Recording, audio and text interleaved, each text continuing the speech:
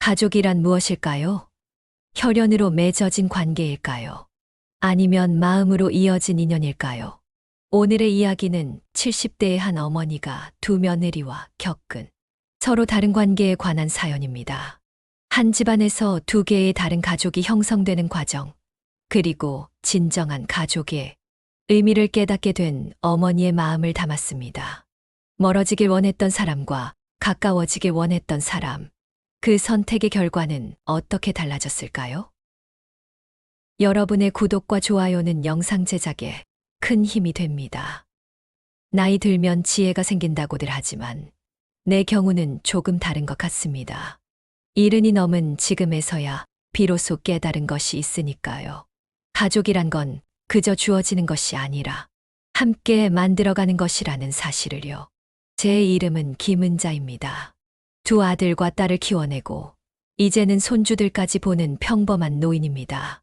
하지만 제 가족의 이야기는 그리 평범하지만은 않습니다.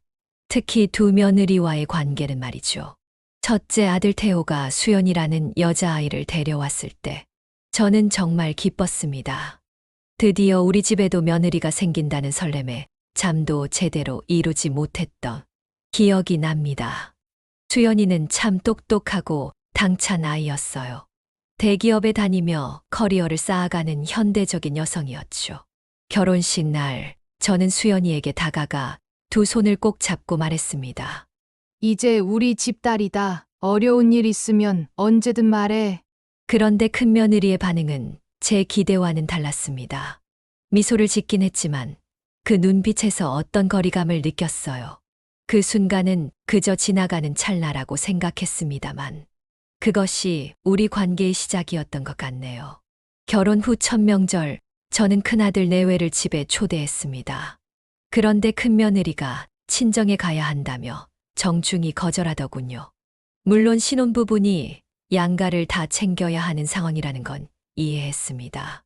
하지만 그 후로도 명절이나 가족 모임 때마다 큰며느리는 늘 다른 일정을 먼저 잡아두었고 큰아들도 그런 아내의 결정에 순응하는 듯 했습니다. 어느 날 용기를 내어 큰아들에게 물었습니다. 수연이가 우리 집에 오는 게 불편한가 보구나. 큰아들이 잠시 머뭇거리다 대답했어요. 엄마, 수연이가 그러는데 가족이라도 선은 지켰으면 좋겠대요. 너무 가깝게 지내면 서로 부담스러울 수 있으니까. 그 말을 들은 순간 가슴이 철렁 내려앉는 기분이었습니다. 가족인데 선을 지키자니. 그건 제게 가족이 아니라는 말처럼 들렸으니까요. 그날 이후로 저는 큰며느리에게 더 이상 적극적으로 다가가지 않았습니다. 억지로 가족이 될 수는 없다는 것을 받아들였습니다. 시간이 흘러 둘째 아들 태진이도 결혼을 하게 되었습니다. 하은이라는 여자아이와 말이죠. 솔직히 말하면 첫 며느리와의 경험 때문에 두 번째 며느리에 대한 기대는 그리 크지 않았습니다. 이번에도 마찬가지겠지. 라는 생각으로 스스로를 방어하고 있었던 것 같아요. 하지만 작은 며느리는 달랐습니다. 결혼식이 끝나고 나서 제게 다가와 살포시 안아주며 말했어요. 어머니, 이제 저도 딸이에요. 딸처럼 대해주세요. 그 순간 느꼈던 따뜻함이라 지금도 생각하면 눈시울이 붉어집니다. 작은 며느리는 정말 그 말대로 딸처럼 살갑게 대해 주었어요. 명절 때면 일찍 와서 음식 준비를 도왔고 특별한 날이 아니어도 종종 전화를 걸어 안부를 물었습니다. 이렇게 두 며느리와의 관계는 전혀 다른 방향으로 흘러갔습니다. 한 사람은 점점 멀어져 갔고 다른 한 사람은 점점 가까워졌습니다. 그리고 그것은 모두 그들의 선택이었습니다. 명절이 지나고 일상으로 돌아간 후에도 큰며느리와 저 사이의 거리는 좁혀지지 않았습니다. 가끔 큰아들이 저희 집에 혼자 들렀다가 가는 날이면 저는 수연이는 바쁜가 보네. 라고 물었고 큰아들은 늘 네, 일이 많아서요. 라고 대답했습니다. 처음에는 정말 그런 줄 알았습니다만 나중에야 깨달았죠. 큰며느리는 그저 오고 싶지 않았던 것뿐이라는 거요. 그런데 어느 날 큰아들로부터 뜻밖의 전화가 왔습니다. 엄마, 수연이가 임신했어요. 순간 기쁨이 차올랐습니다. 드디어 첫 손주를 보게 되다니. 저는 얼른 아들네 집을 방문하려 했지만 큰아들은 수연이가 몸조리 중이라 방문은 좀 나중에 해주셨으면 해요. 라고 했습니다. 조금 서운했지만 임신한 며느리의 뜻을 존중하기로 했습니다. 시간은 흘러 출산 예정일이 가까워졌습니다. 그런데 또 한 번의 전화가 왔어요. 엄마, 산후조리원 비용이 생각보다 많이 나오네요. 좀 도와주실 수 있어요? 솔직히 그 말을 들었을 때 마음이 좋지 않았습니다. 필요할 때만 찾아오는 며느리. 하지만 첫 손주의 탄생을 앞두고 기분 나쁜 티를 낼 수는 없었습니다. 그래서 흔쾌히 산후조리원 비용을 송금해 주었습니다. 아들이 다시 연락해 왔습니다. 엄마, 정말 감사해요. 수연이도 고맙다고 전해달래요. 전화 너머로 들리는 아들의 감사 인사에 살짝 웃음이 나왔습니다. 직접 전화하기는 그렇게 어려운가? 하는 생각이 들었지만 그냥 넘어갔습니다.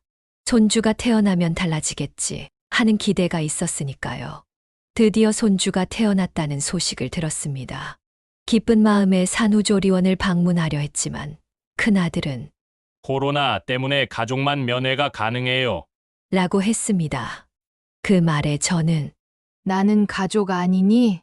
라고 물었습니다. 그러자 큰아들은 잠시 말문이 막히더니 그게 산모와 직계가족만. 이라고 말끝을 흐렸습니다. 그 순간 깨달았습니다. 큰며느리에게 저는 가족이 아니었던 거죠. 그저 남편의 어머니, 외부인에 불과했습니다. 그렇게 첫 손주의 탄생은 기쁨보다는 서운함으로 가득한 기억이 되었습니다. 반면 작은 며느리는 달랐습니다. 명절뿐 아니라 평범한 주말에도 종종 저희 집에 놀러 왔습니다. 처음에는 작은아들과 함께, 나중에는 혼자서도 찾아왔죠. 어머니, 제가 만든 케이크예요. 한번 드셔보세요. 이번 주말에 시간 되세요? 같이 영화 보러 가요. 이런 작은 교류들이 쌓이다 보니 어느새 작은 며느리는 제게 진짜 딸 같은 존재가 되어 있었습니다. 작은 며느리가 임신했다는 소식을 들었을 때는 아마도 친딸이 임신했다고 해도 이보다 더 기뻤을까 싶을 정도였어요. 작은 며느리는 작은아들과 함께 직접 찾아와 소식을 전했습니다. 어머니, 저희 좋은 소식이 있어요. 곧 할머니 되실 거예요. 그리고 제 손을 꼭 잡더니 말했습니다. 출산하고 나서도 많이 도와주세요. 어머니가 첫째 손주는 못 보셨다고 들었는데 이번엔 꼭 함께하고 싶어요. 그 말에 저는 눈물이 나올 뻔했습니다. 작은 며느리는 제가 큰 며느리에게 받았던 상처를 알고 있었던 거죠. 그리고 그 상처를 자신만의 방식으로 위로해 주려 했던 겁니다. 산후조리원 비용을 내는 것은 당연했고, 산후조리원에도 자주 방문했습니다. 작은 며느리는 언제나 밝은 얼굴로 저를 맞아주었고, 손주를 안게 해주었죠. 그 작은 생명을 품에 안았을 때의 그 행복감이란, 한 집안에서 이렇게 다른 두 관계가 형성되고 있었습니다. 한쪽에서는 점점 더 멀어져 가는 냉랭함이, 다른 한쪽에서는 점점 더 깊어지는 따뜻함이 자리 잡고 있었습니다. 그리고 이 모든 것은 서로의 선택에서 비롯되었다는 것을 저는 명확히 느끼고 있었습니다. 엄마, 이번 주말에 저희 집에 저녁 먹으러 오실래요? 어느 날 큰아들의 전화에 저는 약간 놀랐습니다. 큰며느리가 저를 초대한다니 무슨 일이 있는 걸까요? 궁금함을 안고 방문한 그들의 집에서 저는 곧 그 이유를 알게 되었습니다. 어머니, 저희가 집을 좀 넓은 데로 이사하려고 하는데 좀 보태주시면 안 돼요? 큰며느리의 집을 나오는 길, 마음이 무거웠습니다. 이제는 너무 명확했어요. 큰며느리에게 저는 그저 필요할 때만 찾는 금고 같은 존재였던 거죠. 돈은 받지만 마음은 주지 않는 그런 관계가 되어버렸습니다. 집으로 돌아오는 길에 작은아들에게 전화가 왔습니다. 엄마, 이번 주말에 뭐 하세요? 하은이가 엄마 좋아하는 음식 해준다고 하는데. 그 말 한마디에 무거웠던 마음이 조금 가벼워졌습니다. 주말에 작은아들과 작은 며느리가 찾아왔고, 작은 며느리는 정말 제가 좋아하는 음식들을 정성껏 준비해왔더군요. 소박하지만 정성 가득한 식탁이었습니다. 어머니, 제가 요리 실력이 부족해서. 작은 며느리가 쑥스러워하며 말했습니다. 무슨 소리야. 이렇게 맛있는데. 우리 하은이가 최고야. 식사를 마친 후 작은 며느리가 작은 선물 상자를 내밀었습니다. 어머니, 생신이 다음 주잖아요. 미리 준비했어요. 상자를 열어보니 예쁜 스카프가 들어 있었습니다. 제 얼굴에 어울리는 파스텔 톤의 색상이었지요. 어머, 이걸 어떻게 알았니? 내가 딱 이런 색 찾고 있었는데. 어머니가 지난번에 쇼핑몰 보시면서 이런 색상 마음에 든다고 하셨잖아요. 기억하고 있었어요. 그 순간 마음이 뭉클해졌습니다. 작은 며느리는 제 말을 그냥 흘려듣지 않고 기억하고 있었던 거예요. 그 작은 관심과 배려가 얼마나 큰 위로가 되었는지 모릅니다. 이듬해 봄, 작은 며느리가 저희 집에 혼자 찾아왔습니다. 어머니, 오늘은 그냥 같이 있고 싶어서 왔어요. 그날 우리는 함께 근처 공원을 산책하고 카페에 들러 차를 마시며 소소한 이야기를 나누었습니다. 딸과의 데이트 같았어요.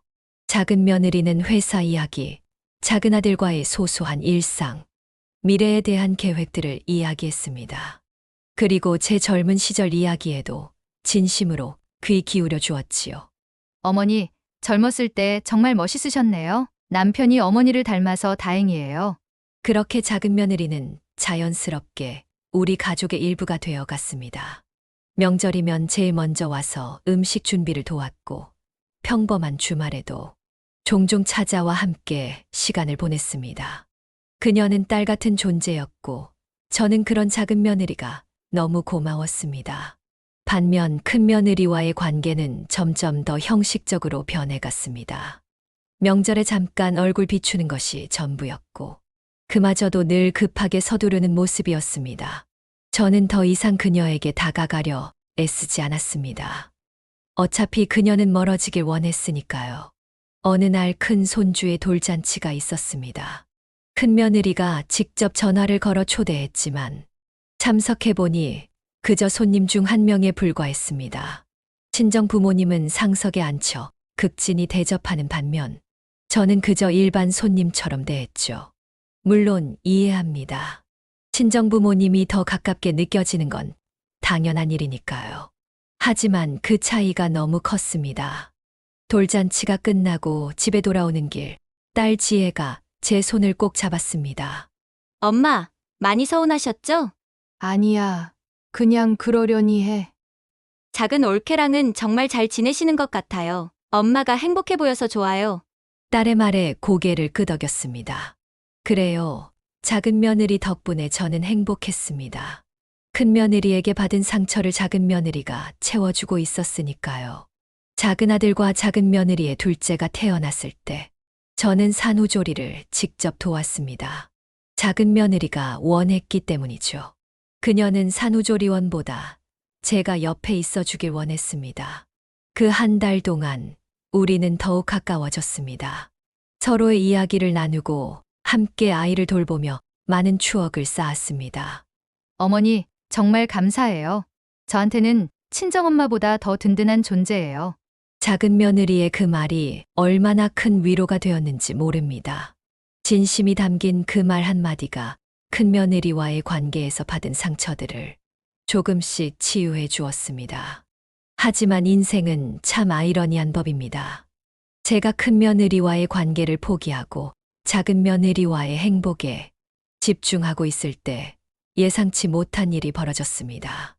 어느 날 저녁 갑작스럽게 초인종이 울렸습니다. 문을 열어보니 큰아들과 큰며느리 부부가 서 있었습니다. 평소 같으면 미리 연락이 오는데 갑자기 찾아온 것이 의아했습니다. 어머니, 죄송합니다. 시간 괜찮으시면 잠깐 이야기 좀 나눌 수 있을까요? 큰며느리의 목소리가 평소와 달리 조심스러웠습니다. 큰아들도 어색한 미소를 지으며 서 있었고요. 저는 두 사람을 거실로 안내했습니다.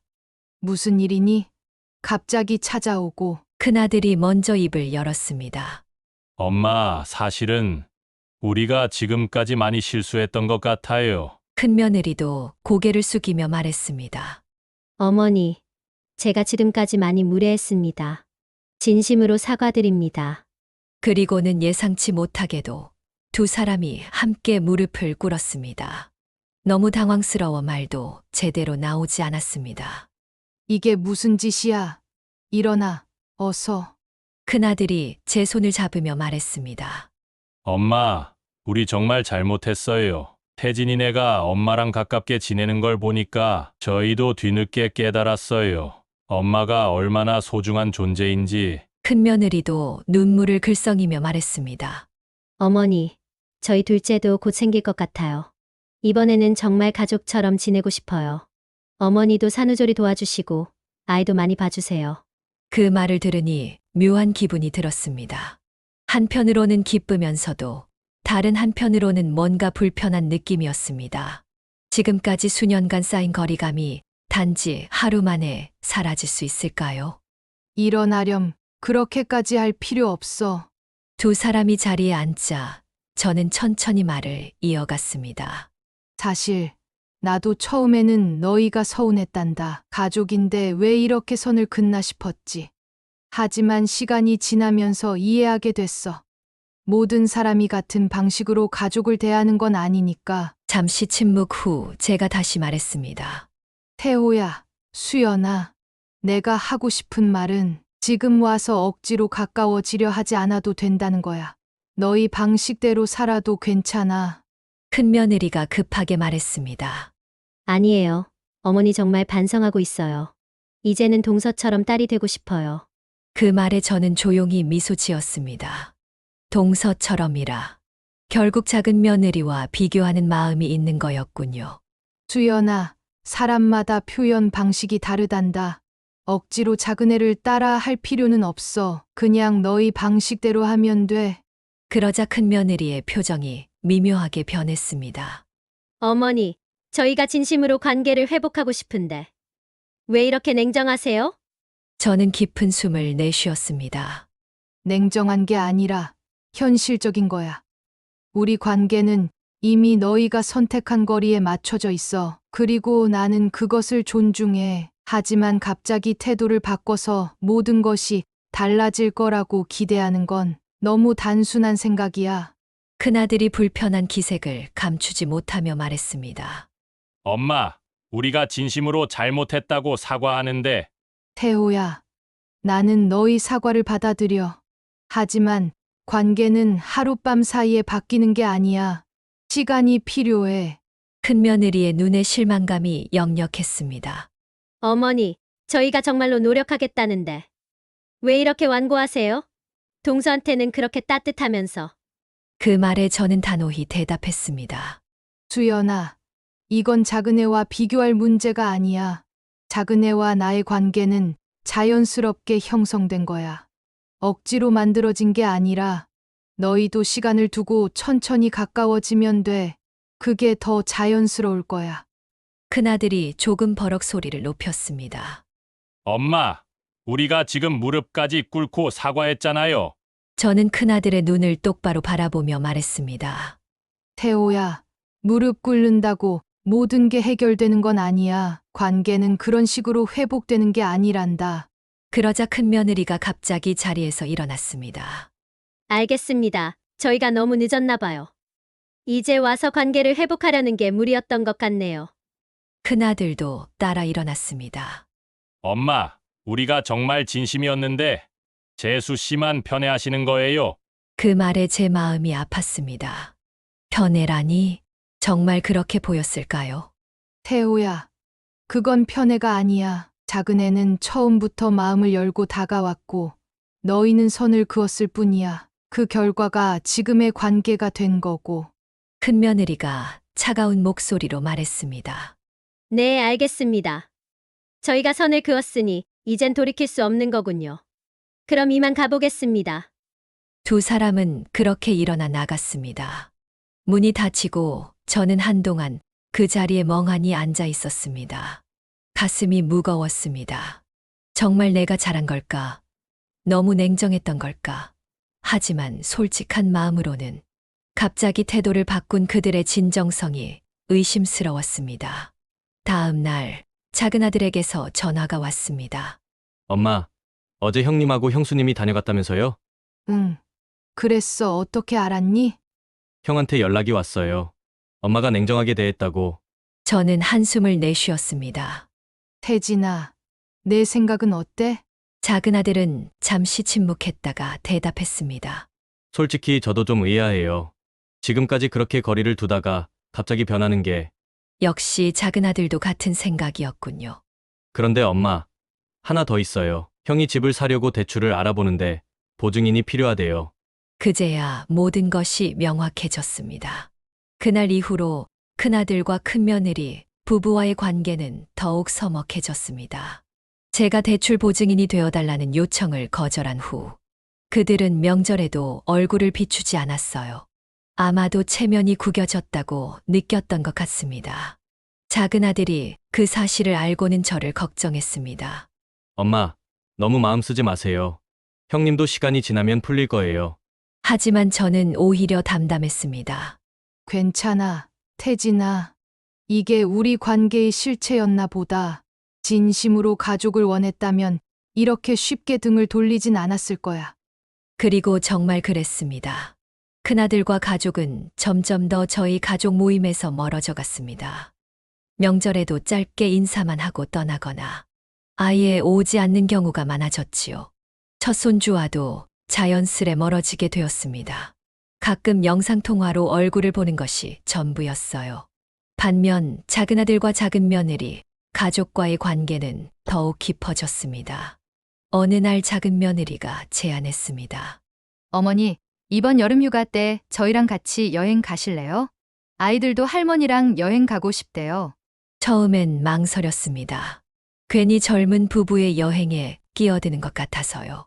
하지만 작은 며느리의 진심 어린 초대에 결국 함께 하기로 했습니다. 그렇게 우리는 강원도로 3박 4일 여행을 떠났습니다.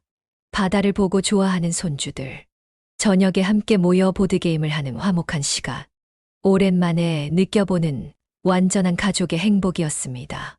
어머니, 사진 찍어 드릴게요. 저기 바다 앞에 서세요. 작은 며느리는 늘 제가 여행의 주인공이 된 것처럼 배려해 주었습니다. 제 사진을 열심히 찍어주고 맛있는 음식점도 미리 찾아두었지요. 손주들도 할머니인 저를 중심으로 즐겁게 놀았습니다. 여행에서 돌아온 후 작은 아들이 말했습니다. 엄마, 다음엔 제주도로 가요. 하은이가 벌써 계획 세우고 있어요. 그 말에 웃음이 나왔습니다. 이렇게 행복한 시간이 계속된다면 제 남은 인생이 얼마나 풍요로울까 하는 생각이 들었지요. 물론 큰아들과 가족이 빠진 자리는 아쉬웠습니다. 가끔 함께 찍은 가족 사진을 보면 한쪽이 비어있는 느낌이었으니까요. 하지만 그것은 그들의 선택이었고 저는 이제 그 선택을 존중하기로 했습니다. 어느 날 딸이 저희 집에 찾아왔습니다. 엄마, 오랜만에 큰오빠네 갔다 왔어요. 그래. 다들 잘 지내니? 네. 근데 분위기가 좀 안 좋더라고요. 올케 언니가 아이 키우느라 힘든가 봐요. 딸의 말에 마음이 아렸습니다. 아무리 멀어졌다고 해도 아들 가족인데 힘들다니 걱정이 되었지요. 그래도 내가 자주 가서 살펴봐 주렴. 네. 엄마 근데 큰오빠가 엄마 얘기를 했어요. 엄마가 작은 올케 쪽만 편애한다고. 그 말에 깊은 한숨이 나왔습니다. 그렇게 생각하는구나. 엄마, 제가 봐도 그건 아니에요. 엄만 늘 공평하게 대하려고 했잖아요. 다만 작은 올케가 먼저 마음을 열었을 뿐인데. 딸의 위로가 고마웠습니다. 딸은 항상 제 편이었지요. 괜찮아. 지혜야. 사람마다 가족을 바라보는 시각이 다를 수 있어. 태호는 그렇게 느꼈나 보다. 며칠 후 작은 아들네 가족이 저녁 식사를 하러 왔습니다. 손주들은 여전히 밝고 활기찼고 작은 며느리는 정성스럽게 음식을 준비해 왔습니다. 저는 문득 이런 생각이 들었습니다. 이 아이가 정말 내 딸이었다면 어땠을까? 식사를 마치고 손주들이 잠든 후 작은 며느리가 조용히 말했습니다. 어머니, 사실 말씀드릴 게 있어요. 무슨 일이니? 저희가 이사를 생각하고 있어요. 어머니, 댁 근처로요. 너무 놀라워 말을 잇지 못했습니다. 왜? 아이들이 할머니랑 더 가까이 지내면 좋을 것 같아서요. 그리고 어머니도 혼자 계시니까 저희가 가까이서 자주 살펴드리고 싶어요. 작은 아들도 고개를 끄덕였습니다. 엄마, 우리 진짜 가족처럼 가까이 지내요. 그 말에 눈물이 왈칵 쏟아질 뻔했습니다. 진짜 가족. 그래요. 이제 저에게는 이들이 진짜 가족이었습니다. 혈연보다 더 중요한 것은 마음으로 맺어진 유대감이었으니까요. 그럼 태온에는 작은 아들이 잠시 망설이다 대답했습니다. 형님은 지방으로 발령받아서 이사 간대요. 다음 주에. 그 말을 듣는 순간 마음 한편이 무너지는 듯 했습니다. 결국 이렇게 되는 건가요? 한쪽 아들 가족은 점점 더 가까워지고 다른 아들 가족은 점점 더 멀어지는. 엄마, 괜찮으세요? 응. 괜찮아. 그저 생각할 게 많아서. 그날 밤 혼자 남겨진 집에서 오랜 시간 생각에 잠겼습니다. 두 아들 가족과의 이렇게 다른 관계가 형성된 것은 결국 모두의 선택이었습니다. 큰 며느리는 처음부터 선을 그었고 작은 며느리는 처음부터 마음을 열었습니다. 그리고 그 선택이 지금의 결과를 만들어낸 것이지요. 어쩌면 모든 관계는 그런 것인지도 모릅니다. 우리가 어떤 마음으로 상대를 대하느냐에 따라 관계의 깊이와 방향이 결정되는 것이겠지요. 밤하늘을 바라보며 조용히 중얼거렸습니다. 멀어지길 원했으니 더 가까워질 수 없구나. 그리고 이제는 그 사실을 담담히 받아들일 시간이었습니다. 큰아들네 가족이 지방으로 이사한 후 예상했던 대로 우리의 관계는 더욱 소원해졌습니다. 명절에도 바쁘다는 이유로 오지 않았고 전화로 안부를 묻는 것이 전부였지요. 손주와도 영상통화로 가끔 얼굴을 보는 것이 전부가 되었습니다. 반면 작은아들네 가족은 정말로 제 집 근처로 이사를 왔습니다. 걸어서 10분 거리에 새 집을 구했더군요. 손주들은 학교나 학원 가는 길에 종종 들러 안부를 물었고 작은 며느리는 거의 매일 찾아와 함께 시간을 보냈습니다. 어머니, 오늘은 제가 만든 약식이에요. 한번 드셔보세요. 하은아, 매일 이렇게 음식 가져오면 어떡해? 너무 고생하는 거 아니니? 아니에요. 저희 식구들 것 만들면서 어머니 것도 같이 만드는 거예요. 전혀 힘들지 않아요. 작은 며느리의 그런 배려 덕분에 저는 노년에 외로움을 느낄 틈이 없었습니다. 아침에 일어나면 새로운 하루가 기대되었고 매일매일이 감사함으로 가득했지요. 어느 봄날 작은 며느리가 제안했습니다. 어머니, 오늘 날씨가 너무 좋은데 손주들이랑 소풍 가실래요? 학교 마치고 바로 데리고 올게요. 그렇게 우리는 근처 공원으로 소풍을 나갔습니다. 벚꽃이 만개한 공원에서 손주들과 함께 도시락을 먹고 사진도 찍고 이야기꽃을 피웠지요. 문득 이런 생각이 들었습니다. 이게 바로 행복이구나. 할머니, 우리 매주 소풍 가요. 첫째 손주의 말에 웃으며 대답했습니다. 그래. 좋지 할머니는 언제든 괜찮아.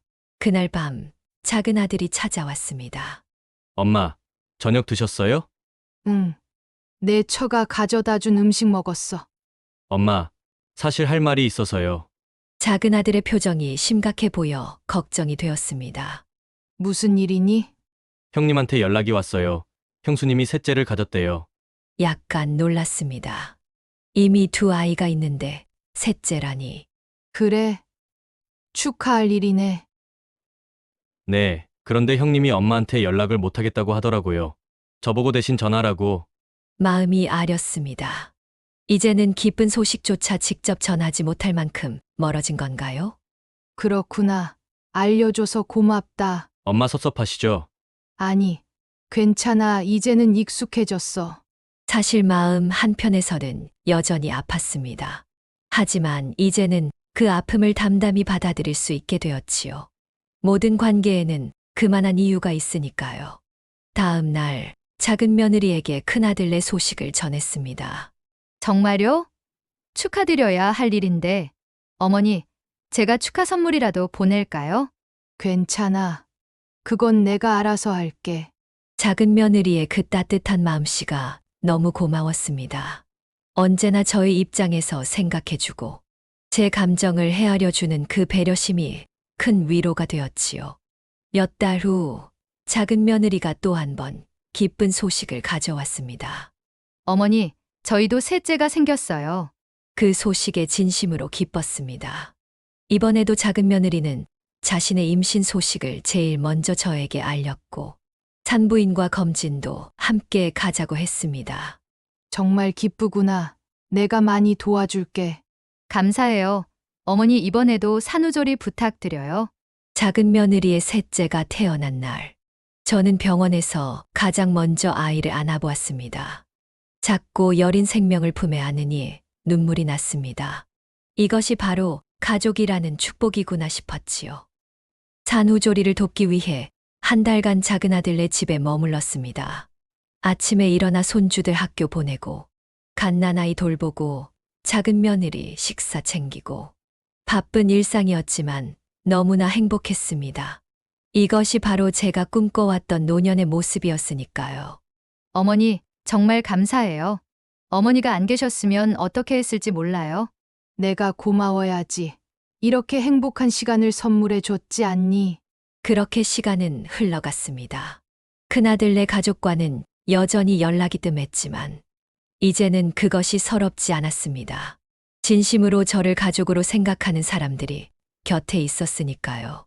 어느 날 저녁 작은 아들과 작은 며느리 그리고 세 손주가 모두 저희 집에 모였습니다.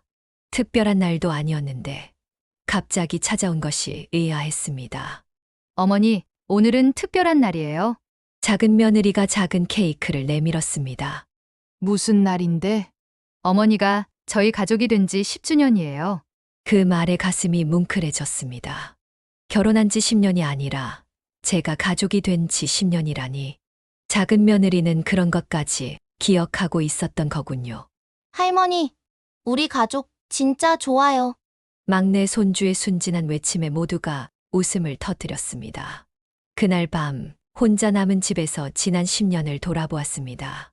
처음 큰 며느리와의 서먹한 만남, 작은 며느리의 따뜻한 다가옴, 갈등과 선택의 순간들, 그리고 지금에 이르기까지. 모든 관계는 결국 서로의 선택에서 비롯된다는 것을 깨달았습니다. 멀어지길 원하면 멀어지고, 가까워지길 원하면 가까워지는 것. 진정한 가족은 혈연만으로 만들어지는 것이 아니라 마음과 마음이 이어질 때 비로소 형성되는 것임을 창밖의 달을 바라보며 미소 지었습니다. 이제 저는 진정한 가족을 찾았습니다. 비록 모든 사람과 가깝지는 않지만 진심으로 서로를 아끼는 사람들과 함께하는 이 시간이 얼마나 소중한지 알게 되었으니까요. 멀어지길 원했으니 더 가까워질 수 없었고 가까워지길 원했기에 진정한 가족이 될 수 있었습니다. 여러분, 오늘의 사연은 어떠셨나요? 가족이란 단순히 혈연으로 맺어진 관계가 아니라 서로에 대한 진심과 배려로 만들어가는 것임을 김은자님의 이야기를 통해 느끼셨으면 합니다. 여러분의 가족 관계는 어떤가요? 지금 이 순간에도 소중한 사람들에게 마음을 열고 계신가요? 구독과 좋아요, 그리고 여러분의 소중한 댓글은 더 많은 사연을 발굴하는데 큰 힘이 됩니다. 더 좋은 이야기로 다시 찾아뵙겠습니다. 오늘도 끝까지 시청해 주셔서 감사합니다. 행복한 하루 보내세요.